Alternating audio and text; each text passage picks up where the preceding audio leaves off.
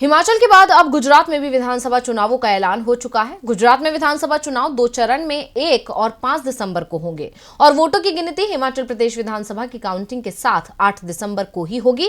चुनावों को लेकर आयोग ने राजनीतिक दलों को कुछ निर्देश भी जारी किए हैं, जिसमें सबसे खास है उम्मीदवार चयन को लेकर। तो क्या कहा है चुनाव आयोग ने, देखिए ये रिपोर्ट।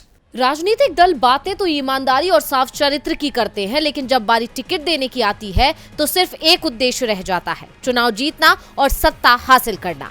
इसलिए टिकट देते समय जिस योग्यता पर सबसे ज्यादा ध्यान दिया जाता है वो होती है उम्मीदवार के चुनाव जीतने की क्षमता, चाहे उम्मीदवार आपराधिक चरित्र वाला ही क्यों ना हो। राजनीतिक दल खुले हाथ से ऐसे लोगों को पार्टी का टिकट थमा देते हैं, जिसके चलते आज देश की संसद से लेकर राज्यों की विधानसभाओं में चुन चुन कर पहुंचे प्रतिनिधियों में आपराधिक चरित्र वाले जनप्रतिनिधियों की संख्या में तेजी से इजाफा होता जा रहा है। कई राज्यों में तो दागी विधायकों की संख्या स्वच्छ छवि के विधायकों से ज्यादा हो गई है। इस पर रोक लगाने के चुनाव आयोग के तमाम प्रयास नाकाम ही साबित हुए हैं। इसलिए अब चुनाव आयोग ने राजनीतिक दलों से कहा है कि अगर वो आपराधिक चरित्र वाले किसी भी व्यक्ति को टिकट देते हैं तो उन्हें ये बताना होगा कि टिकट क्यों दिया, क्यों उन्हें स्वच्छ छवि का कोई दूसरा उम्मीदवार नहीं मिला।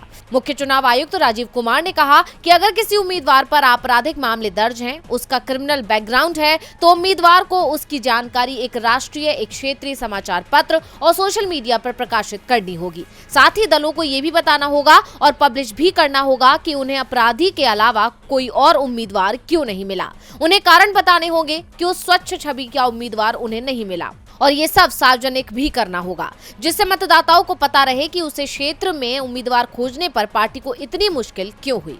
और ये जानकारी उम्मीदवार और पार्टी को 3 बार देना होगा। सबसे पहले नाम वापसी के शुरुआती 4 दिनों में, फिर 5 से 8 दिनों के अंदर और फिर चुनाव से 2 दिन पहले तीसरी बार ये जानकारी प्रकाशित करनी होगी। डीवी लाइव की रिपोर्ट।